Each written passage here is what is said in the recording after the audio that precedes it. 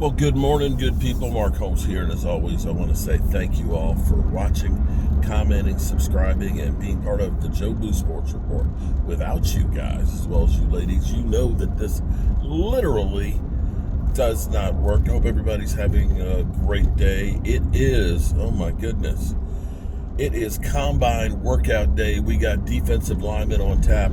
I've been driving since 6 o'clock this morning, and I'm headed back up to Northern Virginia, and I have some things I have to take care of. I'm not sure how long it's going to take, but if I am done by 3 o'clock, I will be live streaming and probably doing some things with Game Time Brian as well. We'll talk about the Cowboys and stuff and things. So late last night, my son, the champ, sent me a text message that says Micah Parsons wants to be an Eagle, which, you know, we've heard Philly 500 talking about future Eagle Micah Parsons, okay, over and over and over and over and over again. So I go ahead and I'm saying, okay, who's coming up with this one? Because we literally went through and had, was it last year or 2 years ago, where he was wearing a Philadelphia 76ers jersey, and they took that as he wants to be an Eagle. And what it was is A.J. Brown saying he thinks Micah Parsons, he said he thinks, well, you can think a lot of things, doesn't mean it's right, but he thinks Micah Parsons wants to be an Eagle because he's from Harrisburg, Pennsylvania, and that's his hometown, and so he would love to play for the Eagles. Now, if you are, let me be real here. Let me at least be real and honest with this. From the standpoint of saying, it really hurts me to say this. If you're looking at it and comparing apples to apples, and you talk about your opportunity as currently constructed to win a Super Bowl and to make the most out of your career on the field, you'd have to look at it and say, at the moment, the Eagles would be the better place to go. When the fact that you have the Eagles talking about trying to get Myles Garrett added to a team that just won the Super Bowl, when you look at the defensive line and the playmakers that are there, then you realize it's not you alone trying to win a Super Bowl. That you have support in an organization that is trying to do everything they can to get a Super Bowl. From that standpoint, it does make sense to say, yeah, it would be a good fit for him to just be a playmaker on a loaded roster than to be on the Cowboys where everything is penny pinching and you're not going to get the amount of support on the field that you do with the Eagles. The Eagles, they have a philosophy, okay? Their thing is, don't wait for a guy's contract to end to pay him if you determine that that's the guy you want. Their philosophy is pay them as soon as possible, because you pay them as soon as possible, you have some more time on their contract that you're giving them a bonus check. Okay, they're getting bonus money and all that. Okay, that's fine and everything else.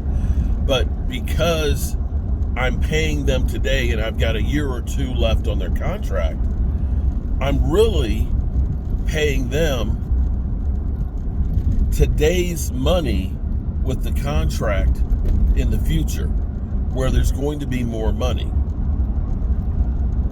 So, for example, had the Cowboys not waited until this year, or excuse me, this past season, to pay Dak, and they paid him the year before, he would have been somewhere between 50 and 55 million. And they would have still had a year to absorb some of that.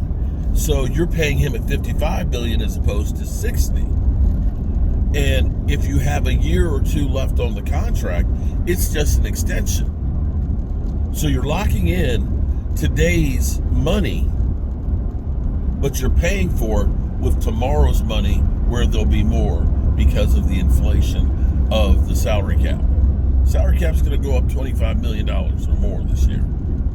That gives you a whole lot more room. If that happens every year and you put that money off, because here's where you have to look at this.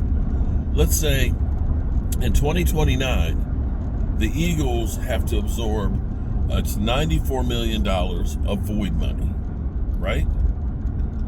Well, if the next 4 years, the salary cap goes up $25 million, just the inflation of the salary cap will pay that whole thing and still have some money left over.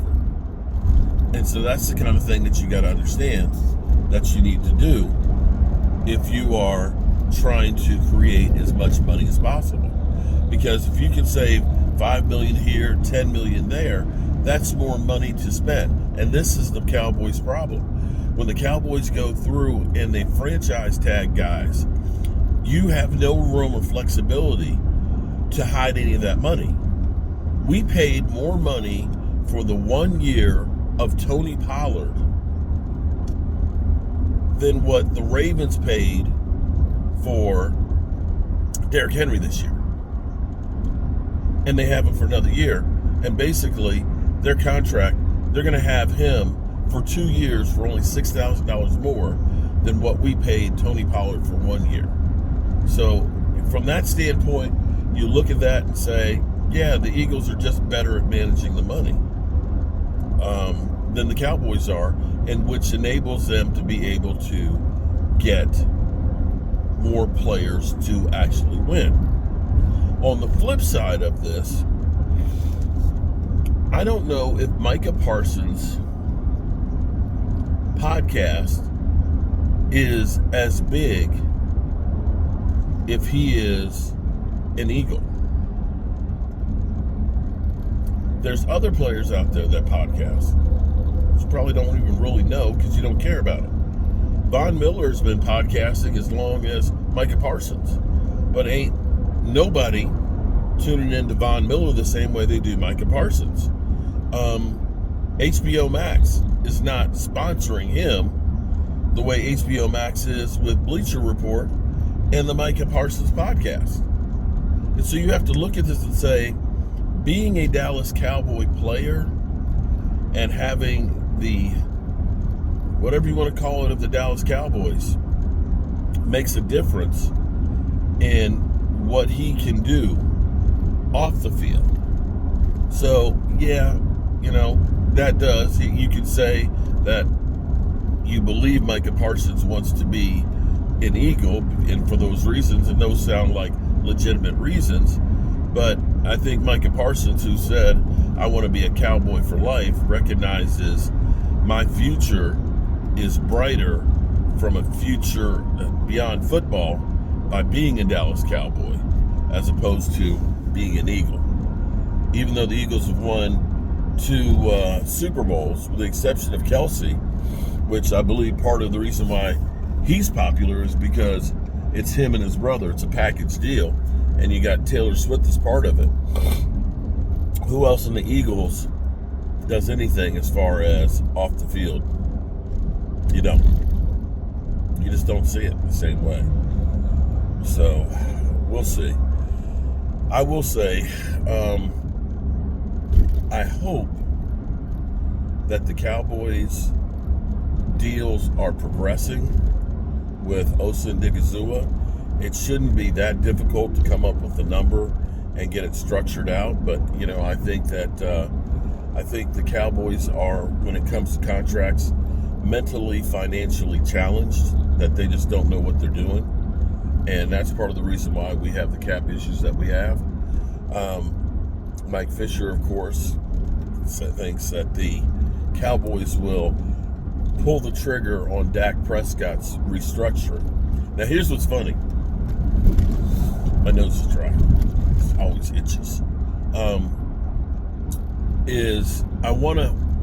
curious when they do the trigger on Dak Prescott's contract that restructures it.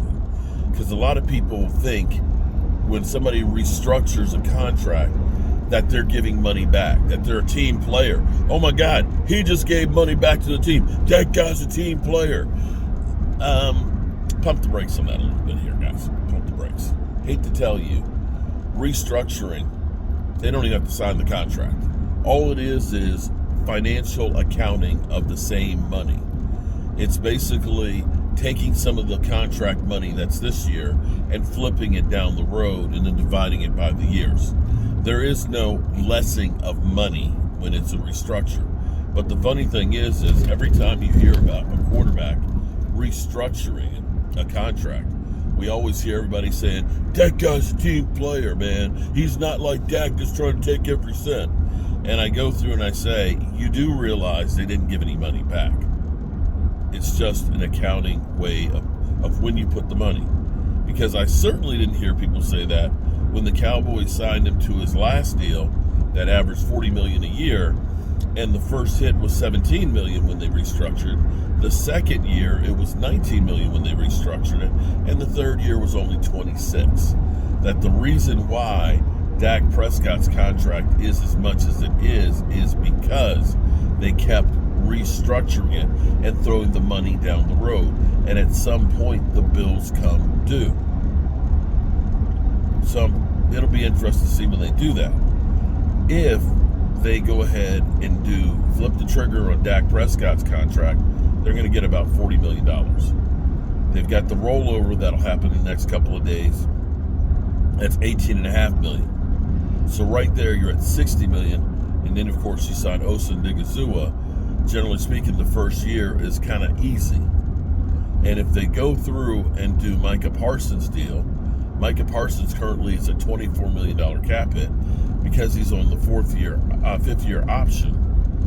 And if they do that, they'll probably save about $15 million on that cap hit right there. So that gets you to about $75 million in cap space.